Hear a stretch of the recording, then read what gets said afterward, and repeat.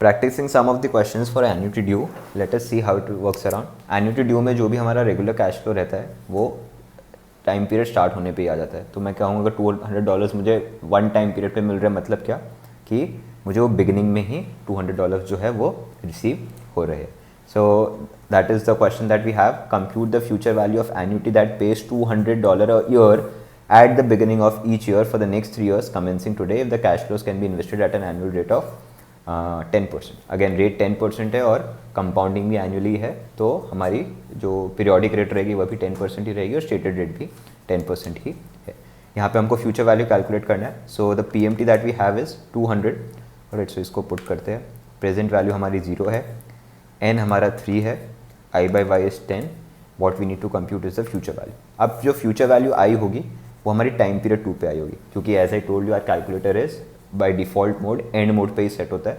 और जब भी एंड मोड पे सेट होता है तो जहाँ पे भी हमारा लास्ट पेमेंट है या फिर लास्ट हमारा नंबर है 0, 1, 2, सो ये 3 हमारे टाइम पीरियड्स हो गए।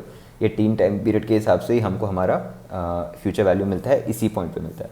But we need to calculate the future value at this point in time. सो जो भी आंसर आया है उसको हमको 1.10 से मल्टीप्लाई करना रहेगा। तो हम यहाँ से इसको यहाँ पे लेके आ जाएंगे, तो 728.2 आ जाएगा।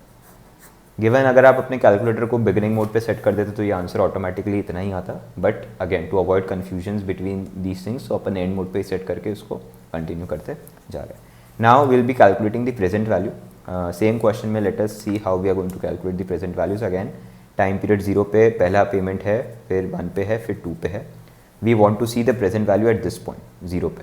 राइट, 0 पे हमको प्रेजेंट वैल्यू जाननी है। सो 200 is the PMT, 3 is the n, I/y is 10, we have 0 as the future value, we'll compute the present value. Present value turns out to be 497। Alright, लेकिन प्रेजेंट वैल्यू जो है हमारे and mode पे वो तो एक पहले आती है, तो यहाँ पे हमारी 497.37 की जो प्रेजेंट वैल्यू आई होगी, एक टाइम में पीछे अगर मैं लिखूँ तो -1 हो जाएगा। तो लेकिन हमको चाहिए 0 पे, तो what will have to do is will have to multiply it by 1.10 and then will figure out the present value at this point, which will be nothing but equal to 547.10। Alright, so in this way you can figure out your future value and your present value using your end mode only in your calculator.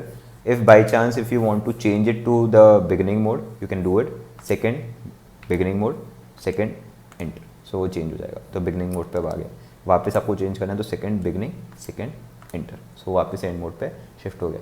But अगर आप beginning mode पे shift कर रहे हो, तो आप अगर ordinary annuity का क्वेश्चन कर रहे हो या फिर कोई भी बॉन्ड का क्वेश्चन कर रहे हो जिसमें आप फिक्स्ड इनकम कर रहे हो, इक्विटी कर रहे हो, तो in that case the cash flows are always at the end of time period.